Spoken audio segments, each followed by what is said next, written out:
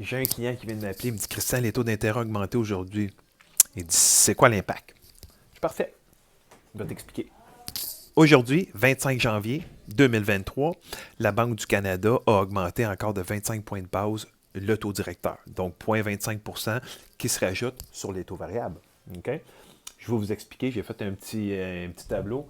J'achète une maison à 500 000, 25% de mise de fonds, donc un prêt assuré, 475 000 de prêt, 19 000 d'assurance SCHL, 494 000 pour un prêt total. OK? Je vous montre un peu les taux fixes et le variable, mais ça peut changer. Je vais juste vous montrer le principe. OK? Taux fixe 1 an, 5,84. 5 ans, 4,94. Variable 5 ans, hier 5,9. Aujourd'hui, 6,15. On s'entend, c'est le variable qui bouge. Le taux variable qui varie. Le taux fixe qui est fixe. Fait que si tu as une hypothèque fixe aujourd'hui, là, ça change fuck all pour toi. Fuck all. Si tu as un taux variable, là, ça a un impact. Hier, on avait un taux 5,9. Tu payais 3 131 par mois.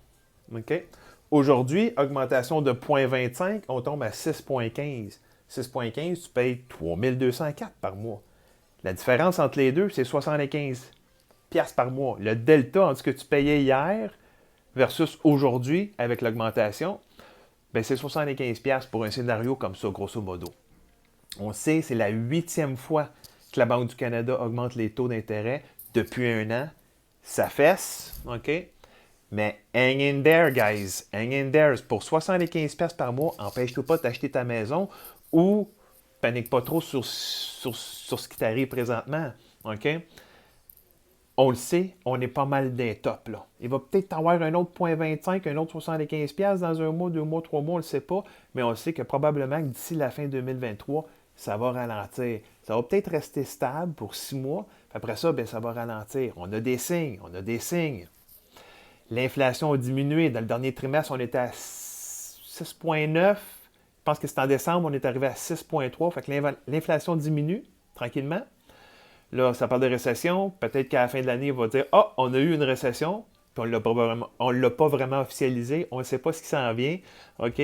Mais empêchez-vous pas d'acheter une maison aujourd'hui pour une différence de 75$ par mois, quand on sait que les valeurs sont quand même bonnes. On voit peut-être certains produits qui ont des petits ajustements de prix, mais je peux vous dire, il y a encore de la surenchère. Moi, cette semaine, sur 3 propriétés, il y a 2 propriétés qui avaient des offres, plus que 2 offres en même temps. Fait que je dis pas que les prix sont à la hausse comme ça, c'est pas vrai. C'est plus stable, mais quand tu as 2 acheteurs qui se battent pour la même propriété, ça se peut qu'il y ait un 5, 10, 15, 20 000 de plus. OK? C'est pas les mêmes surenchères qu'on a connues durant la surenchère de fou, mais on peut voir aussi présentement un peu moins d'acheteurs vouloir acheter parce que là, les taux ont tellement grimpé dans la dernière année, fait que les délais de vente sont un petit peu plus longs.